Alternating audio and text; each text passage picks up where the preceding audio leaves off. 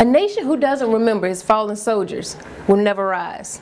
According to the Webster's English Dictionary, the definition of a martyr is one who is put to death or endures great suffering on behalf of any belief, principle, or cause. This definition is most befitting to one of our greatest ancestors in a long lineage of noble warriors. The one we speak of is the revolutionary Fred Hampton. We work with anybody and form coalition with anybody that has revolution on their mind. We're not a racist organization because we understand that racism is an excuse used for capitalism, and we know that racism is just a byproduct of capitalism. Everything would be all right if everything was put back in the hands of the people, and we're going to have to put it back in the hands of the people.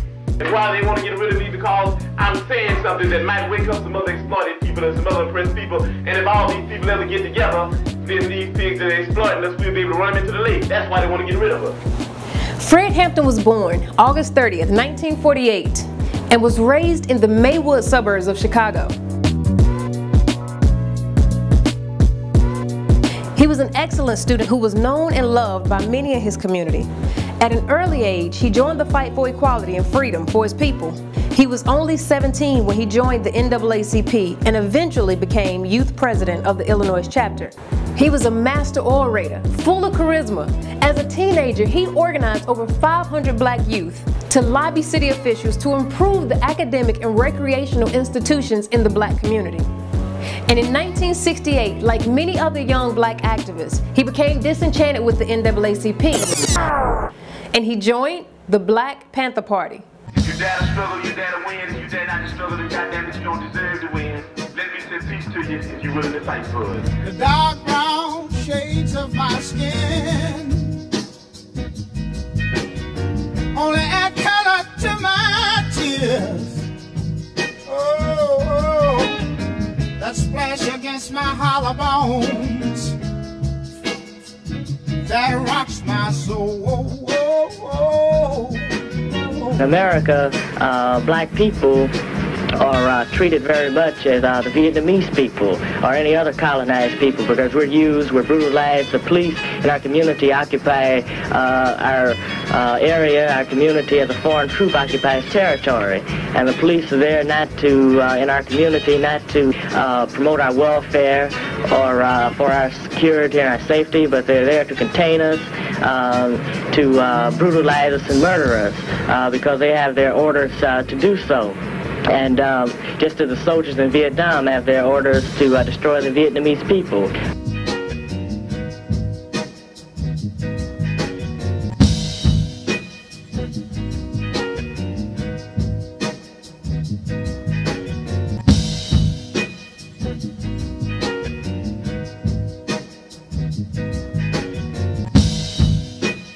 Once again, his charisma and orator skills shot him through the ranks of the Black Panther Party. He eventually became the deputy minister.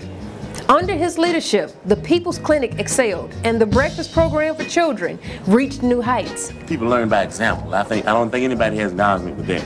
I think that when Huey P. Newton said that people learn basically by observation and participation, I think that everybody caught on to that. So what we're saying very simply is that if they learn by observation and participation, then we need to do more acting than we need to do writing. And I think the Black Panther Party is doing that. That we didn't talk about a Breakfast for Children program, we've got one. Come on in, little brother. Come on in, little sister. Y'all can sit down and get something to eat. Due to his dynamic ability to organize and mobilize, he quickly became chairman of the Black Panther Party. See, the thing is with me, you dig, I need to know some more about it. I wish you had some more literature about the educational thing here. Because, you dig, as far as we're concerned, in the struggle, the way we look at struggle is that this depends on the educational thing, you dig. Because this depends on the education. Well, the whole thing. No, but in the end, this does. You can form this with no education. You can form this. No, not the way we're talking about forming it. You know, right. We're talking about forming it right. You know, it's not on the paper. We didn't write it on the paper. Form it right with no education. No. Let me give you an example. Jomo Kenyatta formed the excellent revolution with no education. And on the end thing, Jomo told the motherfucker, said, well, you know, you've been educated to hate the enemy, but I'm your brother. I'll help you lead the revolution. Now I'm going to oppress you. Another example, Papa Doc in Haiti. Papa Doc in Haiti hated everything white. Man, you couldn't put this white paper in front of Papa Doc's face. But he moved all the white people out and he took over and be oppressed. He did, causing no education. And the people that had been educated, they said that we don't hate the motherfucking white people, we hate the oppressor, whether he be white, black, brown, or yellow. So we got to know the educational program to find out what is going to be in the finale. A lot of people, Jomo Kenyatta is called not a method-revolutionary, but an ex-revolutionary. So is Papa Doc. They brought on a successful revolution. That thing in the Mamas was a bitch. Bantu freedom fighters, all that kind of action. What we saying is that it's the end. That you don't judge Castro now. You can't do it. Nobody in this room could judge whether Castro's going to be a revolutionary or not. You know what I mean? We're talking about things, you know what I mean, with China, the People's Republic, and even at the stage they're in now, talking about even going on further into a communistic state. That's what we're talking about. Those are revolutionaries. So we got to understand here the educational program that you have to be able to figure out whether it will go on the right lines where the people will end up in a situation where they can be able to really control themselves. You understand what I'm saying? With no education, the people that take this local foundation start stealing money because they won't be really educated to why it's the people's thing anyway. You understand what I'm saying? With no education, you have neo-colonialism instead of colonialism like you got in Africa 9, like you got in Haiti. So what we're talking about is there has to be educational program. That's very important. As a matter of fact, it's so important for us that a person has to go through 6 weeks of our political education before he can consider himself a member of the party, able to even run down ideology for the party. Why? Because if they don't have an education, then they're nowhere. You dig what I'm saying? They're nowhere because they don't even know why they're doing what they're doing. You might get people caught up in the emotionalist movement. You understand me? You might get them caught up in because they're poor and they want something. And then if they're not educated, they want more. And before you know it, they'll be capitalists. And before you know it, we'll have Negro imperialists. He began to cross color lines, organizing different ethnicities and educating them about class and how it affects all people. Now, we say all power to all people.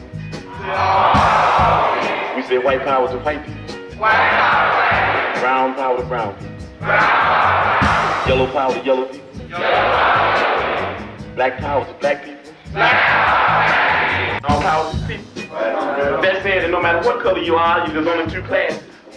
And that's saying there's a class over here and there's a class over there. And the reason that this class over here has never did anything to get this class off its back because this is lower, this is upper. This is the oppressed, this is the oppressor. This is the exploited, this is the exploiter. And these people in this class have divided themselves. They say, I'm black and I hate white people. I'm white and I hate black people. I'm Latin American and I hate hillbillies. I'm hillbilly and I hate Indians. So we fight amongst each other.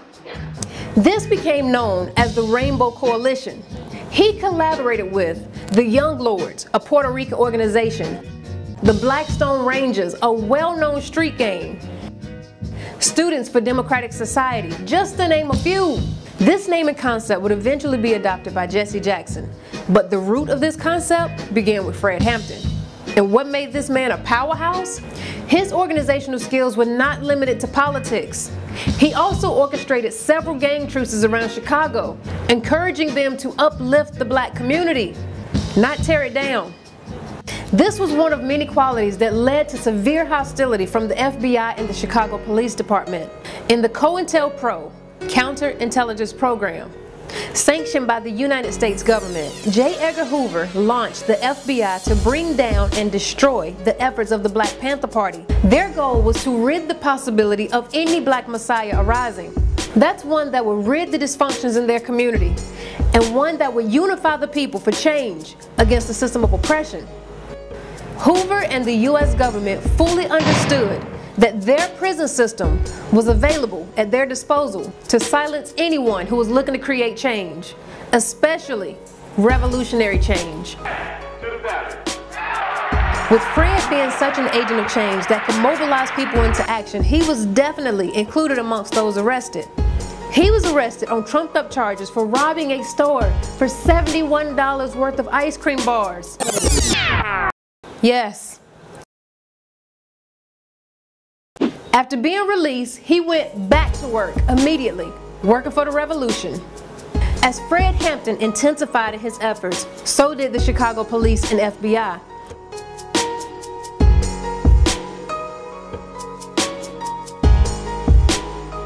This led to the recruitment of William O'Neill by the FBI. My recruitment by the FBI was very efficient, very simple really. I'd stolen a car and went joyriding over the state limit, and they had a potential case against me, and and I was looking for an opportunity to work it off. And a couple of months later, that opportunity came when FBI agent Roy Mitchell asked me to go down to the local office of the Black Panther Party and try to gain membership.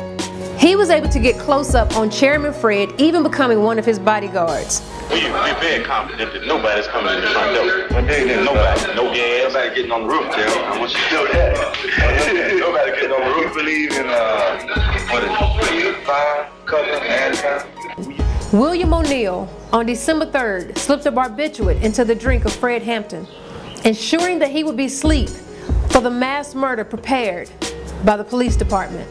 On December 4th, at 4:30 a.m., a pre-dawn raid took place at 2337 West Monroe Street. 12 officers opened fire, assassinating Fred Hampton while laying in bed with his girlfriend, Deborah Johnson. In this raid, Fred Hampton and Mark Clark were both assassinated. Deborah Johnson, his girlfriend, along with 4 others, survived, but were seriously wounded. Pigs kept on shooting. So he kept on hollering out. Finally, they stopped. They pushed me and the other brother by the kitchen door and told us to face the wall. Heard the pig say, he's barely alive, he'll barely make it. I assume they were talking about Chairman Fred. So then they started shooting the pigs, they started shooting again. I heard the sister scream. They stopped shooting. The pig said, he's good and dead now. The pigs were running around laughing, and they were really happy, you know, talking about Chairman Fred is dead. I never saw Chairman Fred again. This raid was ordered by the FBI, carried out by the Chicago Police and Cook County, Illinois State Department office, led by Edward Hannaran. This brutal act of state repression took the lives of one of the greatest revolutionary fighters at the tender age of 21. Although he died young, he left a lifetime of work and a legacy. Over 5,000 mourners attended his funeral. Many argue that Chicago would be a different place if Fred Hampton were still here to continue the revolution. They came in our community just like a thief in the night. And they just snatched Fred's life just like that, you know. And it's just like, why? Why? This brother didn't have done nothing to none of you all. The only thing that this brother has done was to instill a sense of pride and dignity and self-determination in his people. This great leader gave his life for millions of black people in America today. But as Fred Hampton says, I might not be back, I might be in jail, I might be anywhere. But when I leave, you can remember I said with the last words on my lips that I am a revolutionary. I don't believe I'm gonna die because I got a bad heart. I don't believe I'm gonna die because of lung cancer. I believe that I'm going to be able to die what I was just the thing that I was born for. I believe that I'm going to be able to die high off the people. I believe that I will be able to die as a revolutionary in the international revolutionary proletariat struggle. And I hope that each one of you will be able to die in the international proletariat revolutionary struggle, or even be able to live in it. And I think that struggle is going to come. Why don't you live for the people? Why don't you struggle for the people? Why don't you die for the people?